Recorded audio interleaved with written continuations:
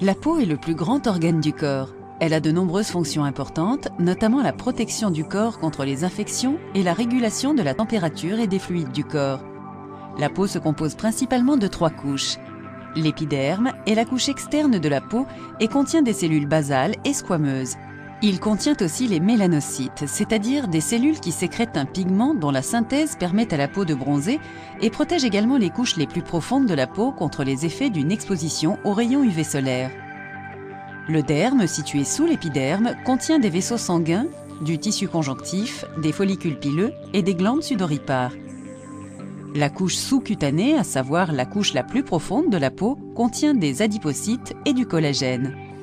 Un cancer de la peau survient lorsqu'il y a une croissance incontrôlable de cellules anormales dans une couche de la peau. Il existe 3 formes courantes de cancer de la peau qui se distinguent par le type de cellules affectées. Le carcinome basocellulaire est la forme la plus courante de cancer de la peau.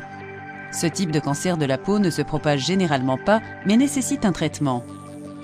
Les carcinomes basocellulaires se développent le plus souvent dans les zones d'exposition de la peau au soleil.